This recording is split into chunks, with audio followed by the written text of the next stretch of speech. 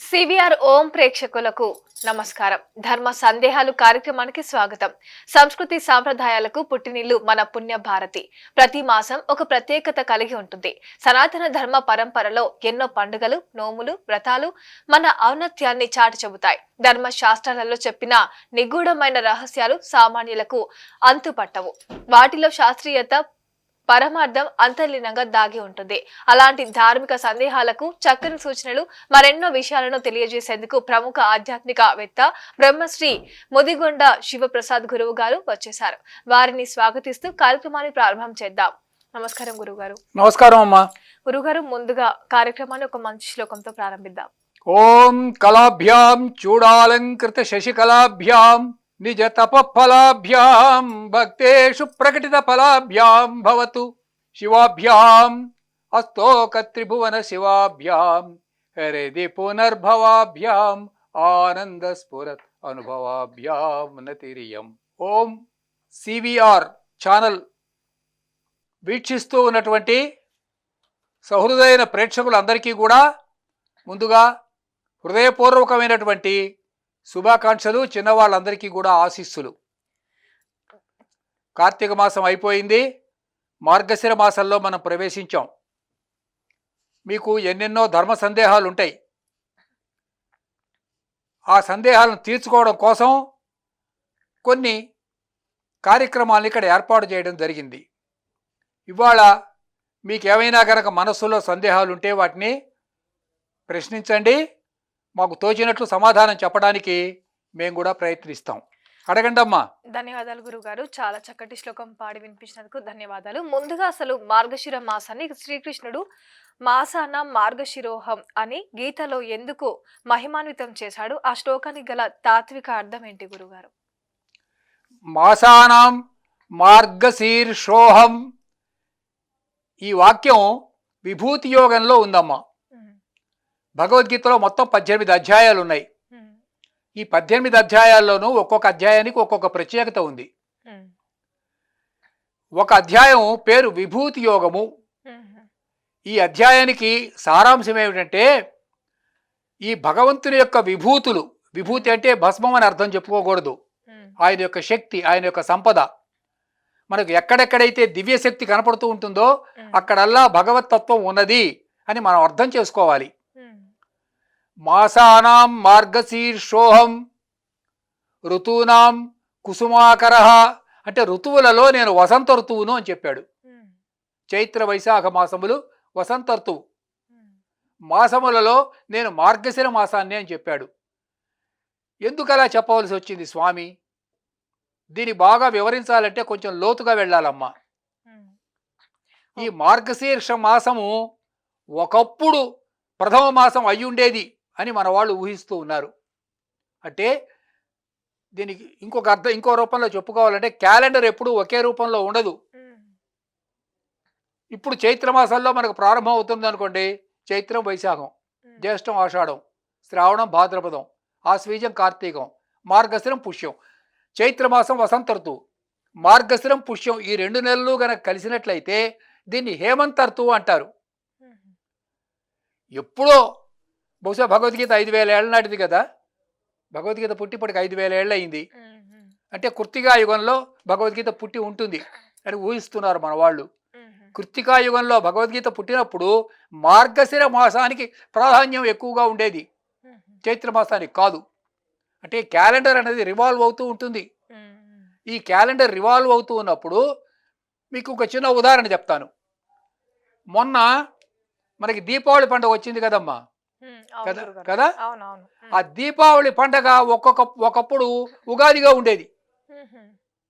విన్నారా? ఒకప్పుడు హోలీ పండగ ఉగాదిగా ఉండేది. హోలీ పండగ ఇంకొక కొన్ని నెలల తర్వాత వస్తుంది, మాఘమాసాల్లో వస్తుంది. అందుకని హోలీ పండగ ఒకప్పుడు ఉగాదిగా ఉంది కాబట్టి ఆ రోజున రంగులు చల్లుకుంటూ ఉండేవాళ్ళు. ఇట్లా ఈ కాల పరిభ్రమణంలో ఎప్పుడూ ఒకే మాసానికి ప్రాధాన్యం ఉండేది కాదు. మార్గశిర మాసానికి ఒకప్పుడు ఎక్కువ ప్రాధాన్యం ఉండేది. దాన్ని దృష్టిలో పెట్టుకొని మృగశీర్ష అంటారు. మృగశీర్ష అంటే ఓరియన్ అని అర్థం. ఆకాశంలో నక్షత్రాలు ఉన్నాయి కదండి. ఈ నక్షత్రాల్లో ఓరియన్ అనేది ఒక ప్రత్యేకమైన నక్షత్రం.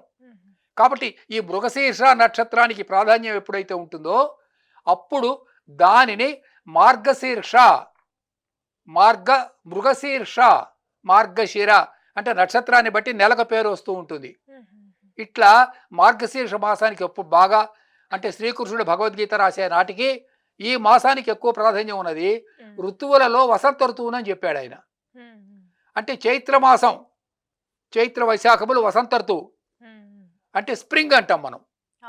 ఈ స్ప్రింగ్ అంటే మొత్తం మన వాళ్ళు 6గా విభజించారు, పాశ్చాత్యులు 4గా విభజించారు, మనమేమో 6 ఋతువులుగా విభజించుకున్నాం కదా.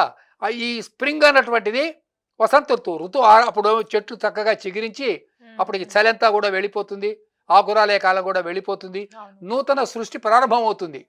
కాబట్టి అది ఇప్పుడు మన ఉగాది పండుగ నాడు చాలా సెలబ్రేట్ చేసుకుంటాం కదా వైభవంగా. కాబట్టి ఇది అదొక దివ్య విభూతి. దీన్ని దృష్టిలో పెట్టుకొని ఈ రకంగా శ్రీకృష్ణుడు చెప్పి ఉంటాడు అని మన శాస్త్రజ్ఞులు ఊహిస్తున్నారమ్మా. ఓకే గురుగారు, అలాగే ఈ మార్గశిర మాసంలో ధనుర్మాస పూజను కూడా ఎక్కువగా ప్రత్యేకంగా నిర్వహిస్తూ ఉంటారు. ధనుర్మాసం మరియు మార్గశిర మాసం మధ్య ఉన్న సంబంధం ఏంటి గురుగారు? ధనువు అంటే ఇప్పుడు ఏం జరుగుతుంది అంటేనమ్మా, మన వాళ్ళు ఈ కాలచక్రాన్ని అంతా కూడా కొన్ని ఋతువుల కింద విభజించారు. 6 ఋతువులు. ఈ 6 ఋతువులు ఏం చేశారు? వీటిని మనకి అశ్వని, భరణి, కృత్తిక, రోహిణి, మృగశిర, ఆరుద్ర ఇట్లా నక్షత్రాలు ఉన్నాయి. 27 నక్షత్రాలు. ఈ 27 నక్షత్రాలని కూడా 12 రాసులలో సమకూర్చారు. ఆకాశంలో 12 రాసులు ఉన్నాయి. ఈ 12 రాసుల లోపల ఈ 27 నక్షత్రాలని కూడా వాటిలో ఇమర్చటం అన్నటువంటిది జరిగింది. మేషం, మేక, వృషభం, ఎద్దు. చిన్నప్పుడు పిల్లలకు పాఠాలు చెప్తుండేవాళ్ళు. అవునా? మేషం అంటే మేక కాదమ్మా. అందరూ అలాగే అనుకుంటారు కదా. దాన్ని ఆర్ఏఎం అంటారు ఇంగ్లీష్లో. ఆర్ఏఎం అంటే ఏంటి? పొట్టేలు. ఇప్పుడు మేషం, మేక అంటారు, కానీ యాక్చువల్గా అది ర్యామ్ అంటారు దాన్ని. సరే, ఇప్పుడు ఆ టెక్నికల్ పాయింట్ ఎట్లా ఉన్నప్పటికీ కూడా ఈ ధనుర్మాసంలోకి ప్రవేశించినప్పుడు మన శరీరం కూడా వెన్నెముక చలికి ఇట్లా గజగజ వణికిపోతూ వెన్నెముక ఎలా అవుతుంది? ధనుస్సులాగా వంగుతుంది. ఈ ధనుర్మాసంలో ముఖ్యంగా ఆండాళ్ అంటే గోదాదేవి యొక్క పాసురాలు చదువుతారు. ఇది వైష్ణవ సంప్రదాయం. మీకు ఇక్కడ ఒక ముఖ్యమైన అంశం చెప్పాలి. అదేమిటంటే మన పండగలు ఎంత గొప్పవంటే అన్ని ప్రకృతితో ముడిపడి ఉన్నాయమ్మా కదా. అన్ని ప్రకృతి వేరు, మనం వేరు కాదు. నేను ప్రకృతిలో ఒక అంతర్భాగం. ప్రకృతి లేకుంటే నేను లేను. అందుకని మన పండగలన్నీ కూడా ప్రకృతితో ముడిపడి ఉండటం వల్ల మన ఆరోగ్యం అంతా కూడా ప్రకృతిలో ఉంది.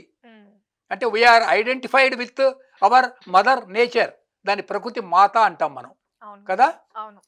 ఇప్పుడు ఉదాహరణకి మనకి 21 పూజ చేస్తాం గణేష్ చవితి నాడు. అవును కదమ్మా. 21 పూజలు చేసినప్పుడు అవన్నీ ఓషధులు కదా. దానిమ్మ, మరువమ్ము, దర్భ, విష్ణుక్రాంత, ఉమ్మెత్త, దూర్వార, ఉత్తరేణు ఇట్లా 21. వాటిని తాకితే అవన్నీ ఓషధి గుణాలు మనకు సంక్రమిస్తాయి. ఇక ఈ మార్గశిర మాసానికి సంబంధించినంత వరకు మనం దేవాలయాలకు వెళ్ళి కూర్చుంటే చూడండి, మీకు ప్రసాదాలు పెడతారు. ఏదో ప్రసాదాలు అంటే ఏదో మనకి తిండిపోతాను అట్లా అనుకోకండి. నేతితో చేసినటువంటి లేదా నువ్వులతో చేసినటువంటి పదార్థాలు మనకి ప్రసాదం కింద ఇస్తారు దేవునికి సమర్పించి. ఈ మాసంలో మనం తినవలసినవి ఈ రెండే. ఏమిటి? నెయ్యి, నువ్వులు.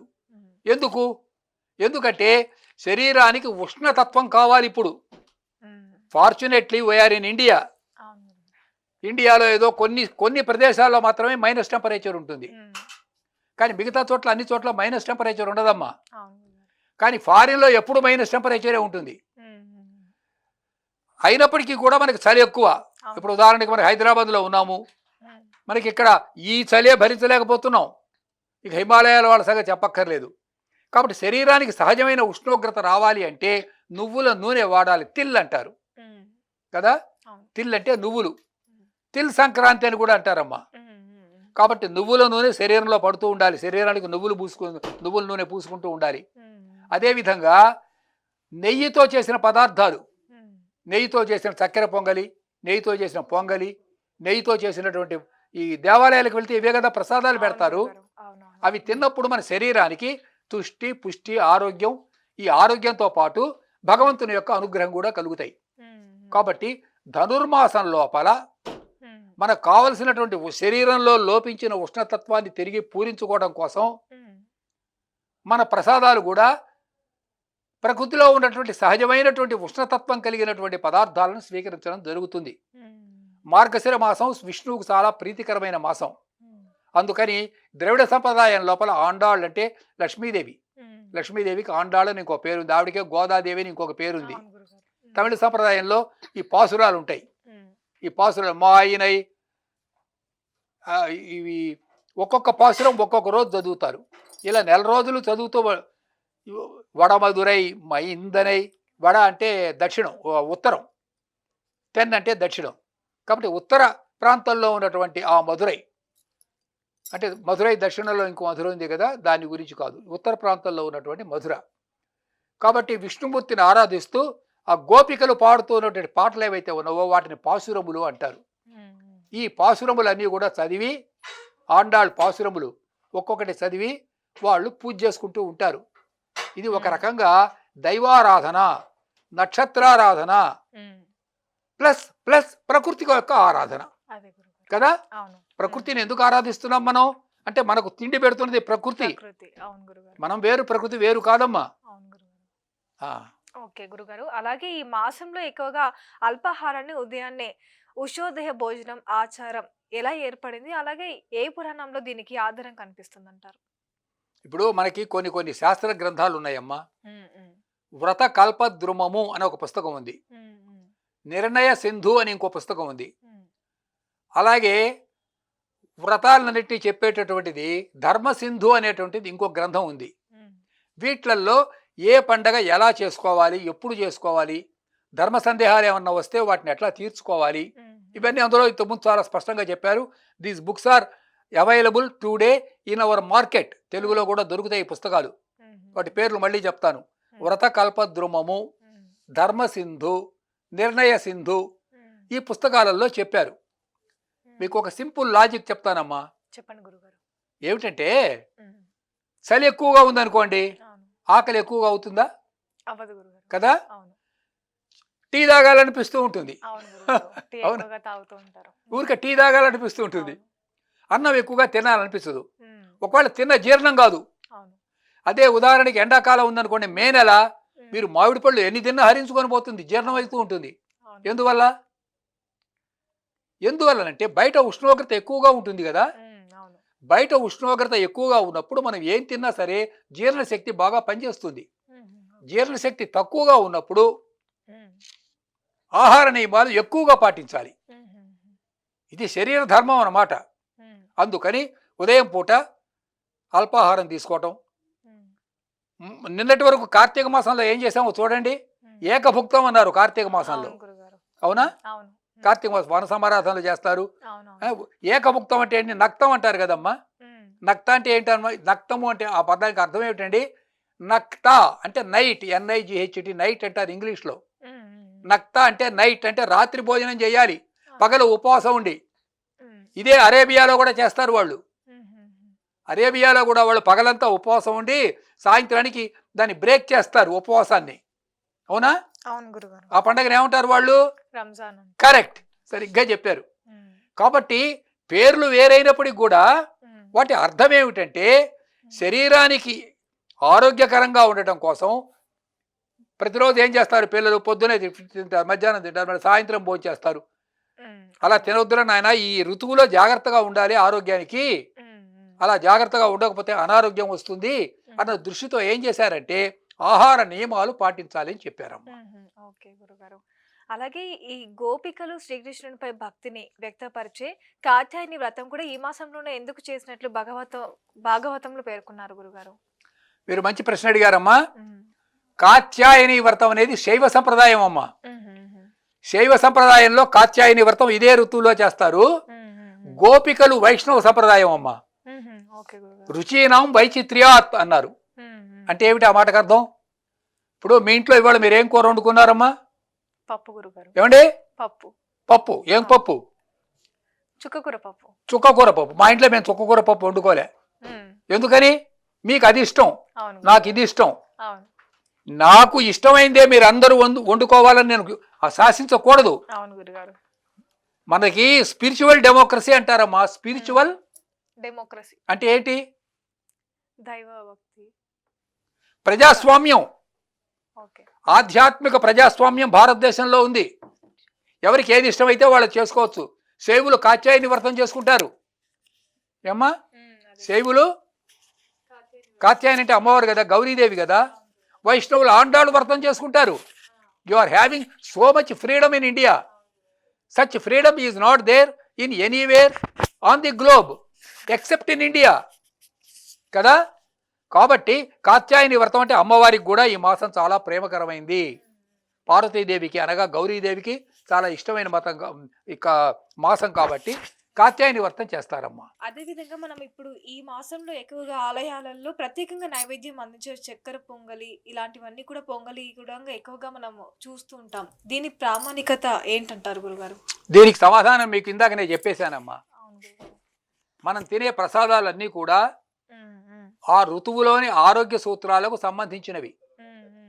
ఈ మాసంలో మీరు దేవాలయాల కనుక పోయినట్లయితే మీకు నెయ్యితో చేసినటువంటి, నెయ్యి అంటే ఏదో పిచ్చి పిచ్చి నెయ్యి కాదు, శుభ్రమైనటువంటి శుద్ధమైనటువంటి ఆవు నెయ్యితో చేసిన ప్రసాదం. మారుతి గారు ఒక విషయం చెప్తాను వినండి.